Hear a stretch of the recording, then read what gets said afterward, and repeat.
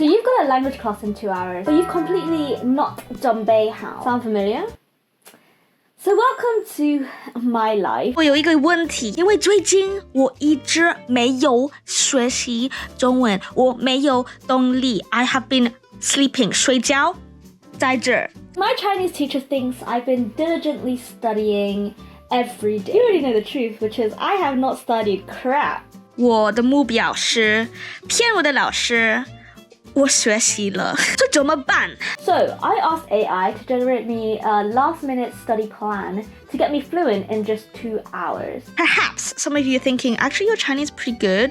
I don't know who's thinking that, but let me tell you a secret because I asked them to make them a script. 你不可以 trust YouTuber， 他们可以骗你 ，just like I'm gonna 骗我的老师。So first up, AI told me to spend 10 minutes on a fast review. 第一是快速复习重点期 Quickly review vocabulary. Oh my god, 我要用我的暗记1个月没有开。Now usually I do anything to skip this step. They're the most brain-taxing, exhausting thing on this planet. I thought I left that behind in my education. And honestly, 10 minutes felt way too short to cram all the words I haven't touched in months. It's a bit dusty over there. But it did get me to actually open up my Anki deck. So here's a lesson that we can all learn.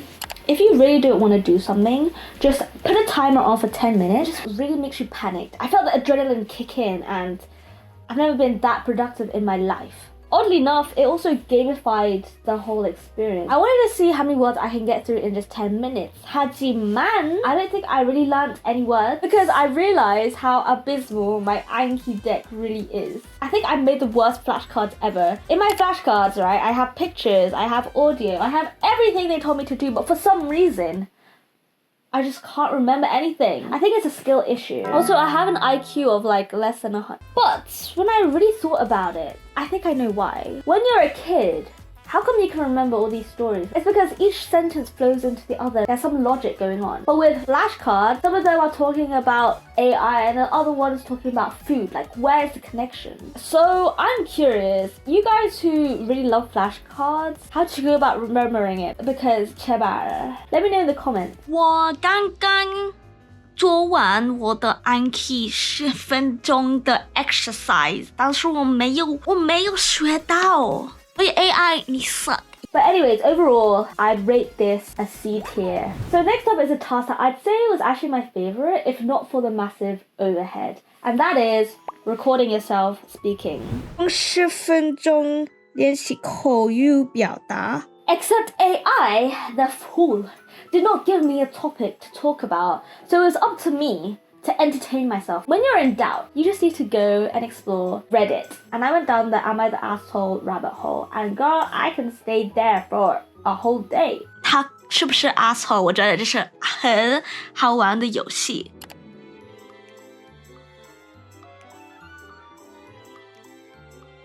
I, 28F, work long, intense hours at a high-pressure job, and my boyfriend, 30M, knows this. Recently, I set boundaries to stop taking work calls after 7 p.m. This has helped me unwind and prioritize our time together, which he initially seemed to support. Last night, my boss called around 8:30, but I ignored it. My boyfriend asked why I didn't pick up, and I explained I didn't want to work intruding on our evening. To my shock, he picked up my phone and answered the call, saying I was too busy relaxing to talk. What? What? Afterwards, I was furious and I told him it wasn't his place to interfere with my work like that. He says I'm overreacting. 离开你的男朋友，可不可以 spit 在这？Oh my god！ 这个边界非常重要。9点到5点是你的做工的时间。这个 boyfriend 男朋友，他不尊重你的边界、你的选择、你的决定，然后他打电话给你的老板，没有脑。你碰到这些人。你要快跑，没有逻辑，没有脑可以想放弃他。Oh my god， 没品。 So I got so mad that I ended up talking for over 10 minutes until my camera cut out of battery. So talking to myself is generally in my morning routine. And recording myself is very easy because I just overshare. But here's where AI and I differ. AI didn't tell me to watch back my recording. Since then, I've only watched it to edit the video and brother. It's like watching a 5-year-old learn to speak, but with mental issues. Inshallah. I've got 3 hours before 我要3个钟3分钟3分钟3钟 Girly pop, I do not have time. But here's the thing about recording yourself. It makes you way more proactive. When I was trying to get my point across and I didn't know a word, I would actively go on my phone and get the dictionary. And usually I don't do that. I'm pretty passive with my learning. For immersion, I just put on like a Chinese YouTube video whilst doing something else on the side for productivity purposes. And now, would I recommend watching it back? If you're a brave and patient soul, then go ahead. Watching yourself helps you see the mistakes that you do that you might not otherwise have caught. And I know some people record themselves every day so they can track their progress after a month or so. I do not have the patience, but I'm forced to because I need content. And honestly, it's a really good humbling experience. And so overall, I'd rate it an S tier. Up next is, you guys probably know, I say this every video, but shadowing. So language learners love to throw this term around. Basically, it means mimicking someone. It does not mean memorize. It means you practice their pauses, their tone, their intonation. The goal is to 融会贯通, to fully absorb the language. Speaking another language is kind of like muscle memory. Your mouth learns to move a certain way, and shadowing allows you to practice not just what to say, but how to say it. This Wi-Fi is gonna kill me. Just go Wi-Fi. I'm running out of time. 我没有时间. It's already like 11点10分 and my lessons at 12点. Oh my god, please, badly, please. What's the hardest thing about love? Oh my god, she's in English. 我不是学英文. No. 听说买水晶可以磨洁，会遇到这这个也魔镜，多魔镜。我不知道。You know what? I'm just gonna watch the anime. 小儿科. Oh my god. What the heck happened? The issue is the content I like in Chinese is a bit too advanced for me. It was a bit of a struggle. I tried shadowing a manhua I loved, but it was doomed. I've done shadowing in the past, and it does work when you bear 2 things in mind. 1, break it down into small, sizable chunks. Don't tackle too much at once. I use Haoxing Chinese on Substack, which is a newsletter that I mentioned in my previous video, because she gives like little paragraphs that you can just shadow. And it just literally takes like 5-10 minutes a day. I do this and it's sometimes more effective than my 1-hour sessions. Like nowadays, I just study 5 minutes a day and it's done. 2, find content that's suited to your level, but also enjoyable. Now for Chinese, I still haven't found one that's perfect for me. So I still use the newsletter to shadow. But in the case of Korean, since I'm a beginner, I use YouTube animations. I love very kawaii things, alright? 한참 찾았잖아. 이 말썽쟁이야. And I put them in my Quizlet sets and I practice like 5 sentences a day and it's... So that's great if you're a beginner, you can do that. Intermediate, we're in the same boat, we're just drowning. And so for shadowing, I'll rate it A tier. So recently, I checked my inbox, my emails, which is the only source of social media where I get notifications. But anyway, I was reached out by a school called ExcelMandarin. And you guys know the drill. When there's a Chinese school, there's bound to be some traumatic experiences that you should run from. But I did some thorough investigation, and I'm actually bummed that I can't join them because of the time zone differences. Their goal is just to make learning fun and to focus on speaking. And the schools that I went to in the past, it was just dictation, it was just the teacher telling you to read out a passage. There was no interaction.